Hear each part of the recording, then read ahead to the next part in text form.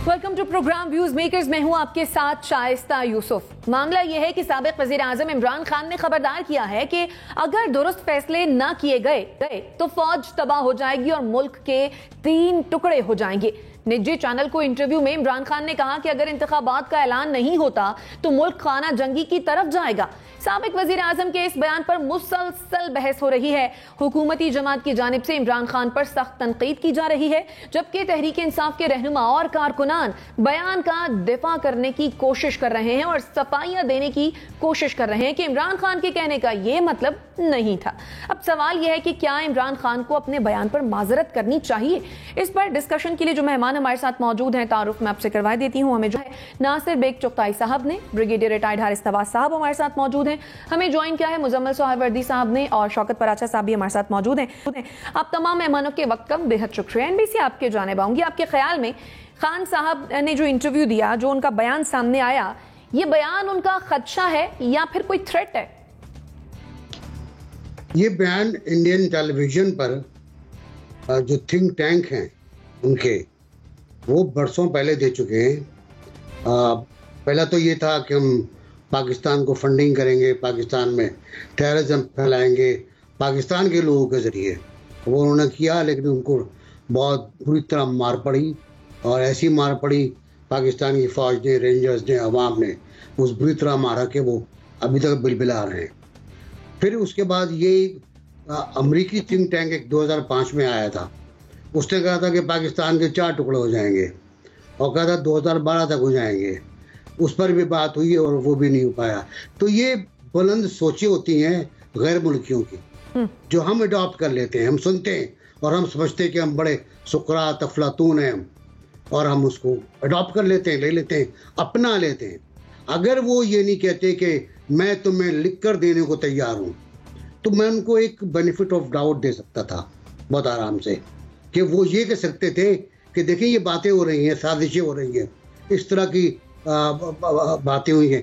और ये ब्रिगेडियर साहब बैठे हुए हैं, ज़्यादा जानते हैं कि ये वाक़यात हो चुके हैं हमारे साथ। हमने इनको नाकाम बनाया है। हमने इसराइली इंडियन गठजोड़ एटमी प्रोग्राम के ख़िलाफ़ श्रीनगर एयरपोर्ट से नाकाम बनाया है। हमने नक़ब लगाने की कोशिश नाकाम बनाई है। हमने पाकिस्तानी एटमी प्रोग्राम को और पाकिस्तान को रोल बैक करने की साजिश नाकाम बनाई है। हमने पाकिस्तानी फ़ौज को तबाह करने की कोशिश नाकाम बनाई है। टेररिज्म को, टेररिस्टों को देश निकाला देकर, बर्बाद करके, तबाह करके।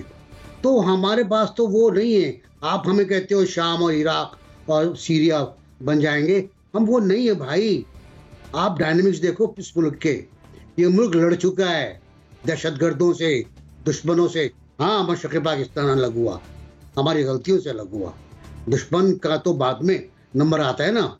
हमने उनको कमतर समझा, हकीर समझा और अलग करने की कोशिश की।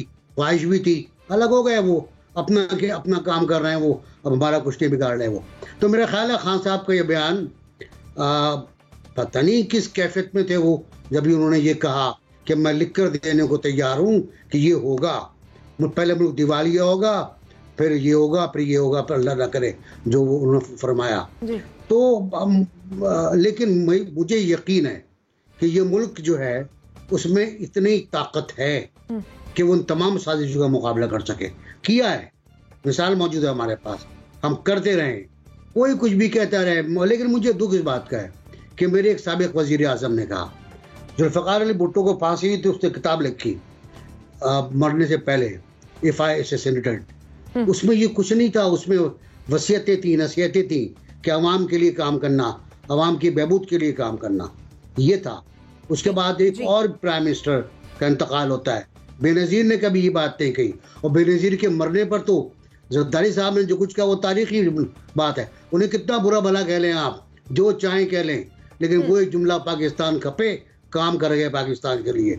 तो जब आदमी इक़्तिदार से हटता है तो उसको थोड़ा सा ना जिम्मेदारी का एहसास करना चाहिए कि वही आदमी है जो के पीछे एक शख्स एक बैग लेके जाता है।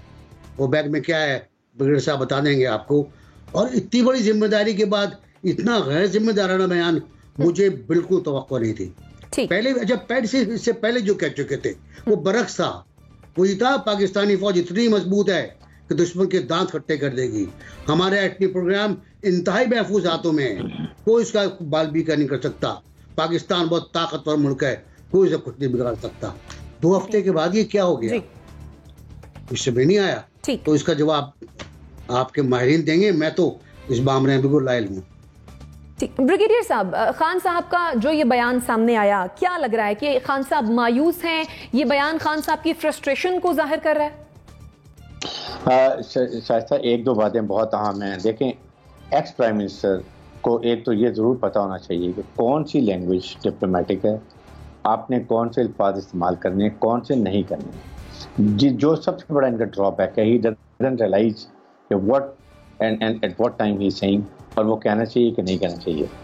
पाकिस्तान की मुसल्लह फ़ौज हर लिहाज से हर वक्त और इसके ऊपर पूरी फ़ौज अपनी जान कुर्बान करने के लिए तैयार बैठी है, इंक्लूडिंग रिजर्व ऑफिसर, कि अगर खुदा न खासा पाकिस्तान की सॉवरेनिटी को या टेरिटोरियल बाउंड्रीज को और हमारे nuclear state, let me tell you, nuclear state के पर पूरी फ़ौज हर वक्त इस सेफ्टी के लिए।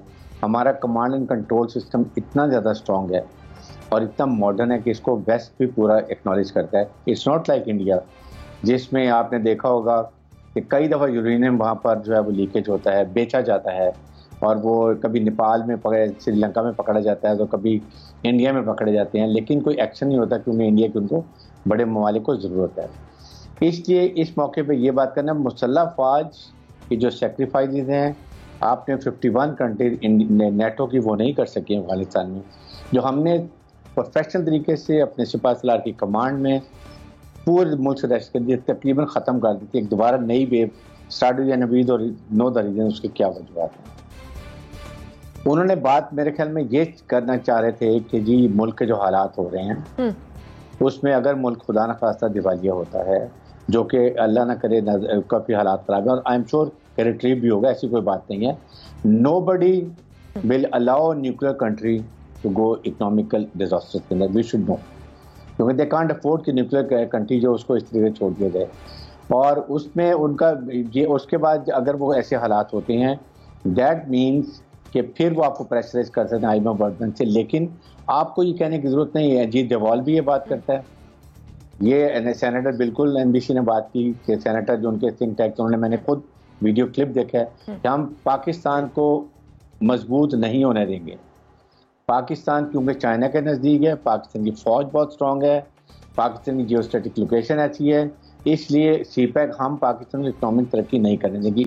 ये opinion we all know, I think हमारे पैनल में भी सब इस बात पे मुत्तफिक होंगे। लेकिन ऐसी कंट्रोवर्शियल बातें आपको नहीं करनी चाहिए।